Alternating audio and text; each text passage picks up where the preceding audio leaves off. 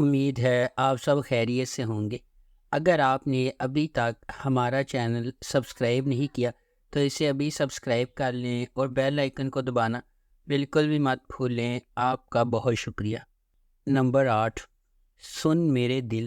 سن میرے دل ایک ایسی کہانی ہے جس میں محبت کو ایک نیا معنی ملتا ہے۔ جہاں ایک شخص کی عقیدت خاموشی سے پروان چڑھتی ہے، اکثر کسی کا دھیان نہیں جاتا۔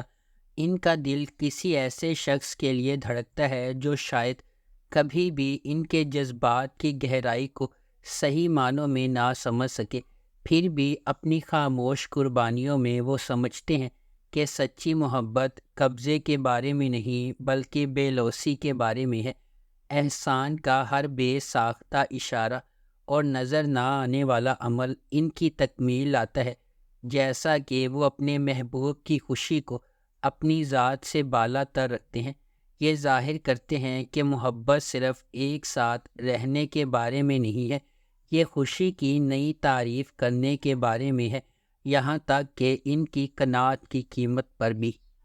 نمبر 7، جان نثار۔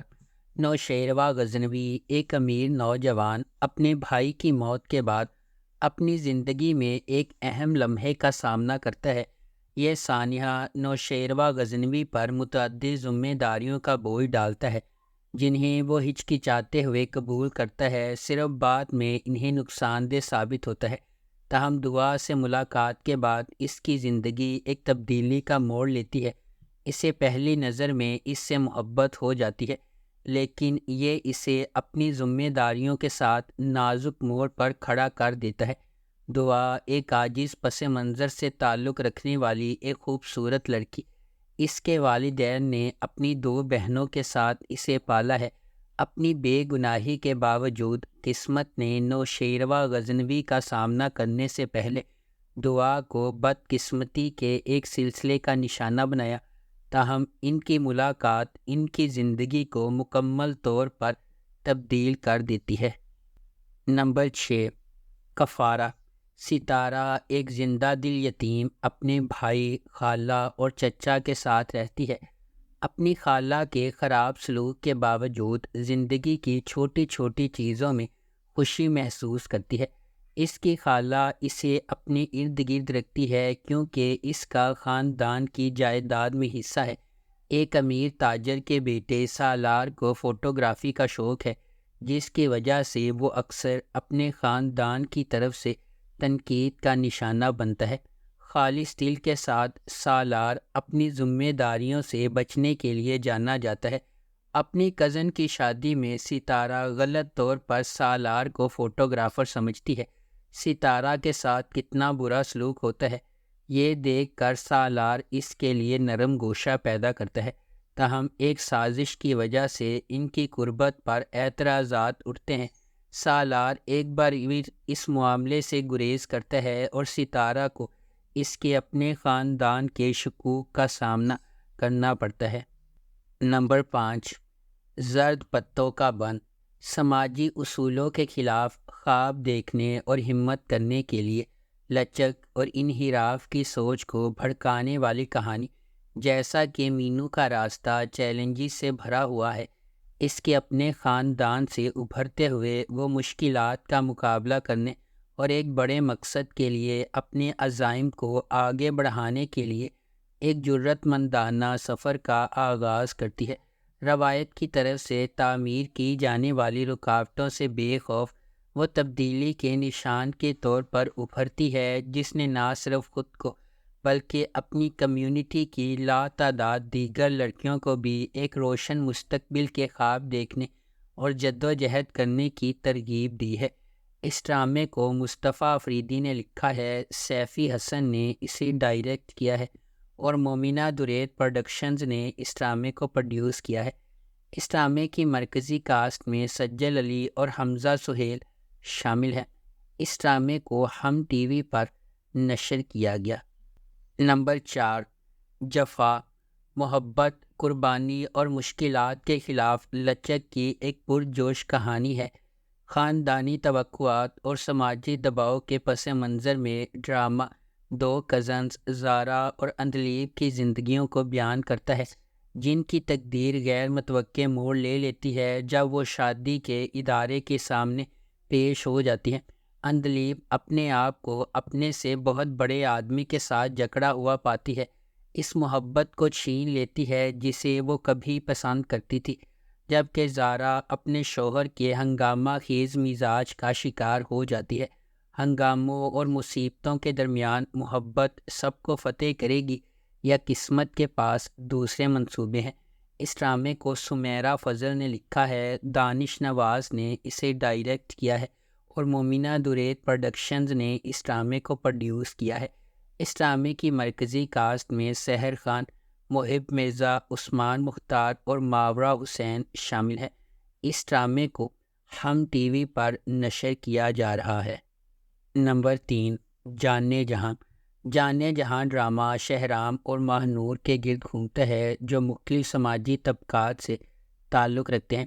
ان کے اختلافات کے علاوہ یہ دو روحوں کی کہانی ہے جن کا مقصد ایک ساتھ ہونا ہے۔ شہرام، جس کا کردار حمزہ علی عباسی نے ادا کیا ہے، وہ اپنے گاؤں کے ایک بااثر شخص کا بیٹا ہے۔ معاشرے میں اپنے بااثر مقام کے باوجود وہ ایک فرما بردار، عزت دار اور مہذب انسان ہے۔ شہرام نے بچپن میں اپنی ماں کو کھو دیا اور اس کی پرورش اس کی سوتیلی ماں نے کی، جو خفیہ طور پر اس سے نفرت کرتی ہے۔ اس کے علاوہ اس نے چھوٹے سوتیلے بھائیوں کو بھی خراب کیا ہے، جو اس سے نفرت کرنے لگتے ہیں۔ دوسری طرف ماہ نور ایک متوسط طبقے کی بہادر لڑکی ہے، صحیح کام کے لیے کھڑے ہونے پر وہ کسی سے نہیں ڈرتی۔ اس کی خوبصورتی، سادگی اور خالص دل شہرام کو اپنی طرف متوجہ کرتا ہے۔ اس ڈرامے کو ARY ڈیجیٹل پر نشر کیا گیا۔ نمبر 2، رات۔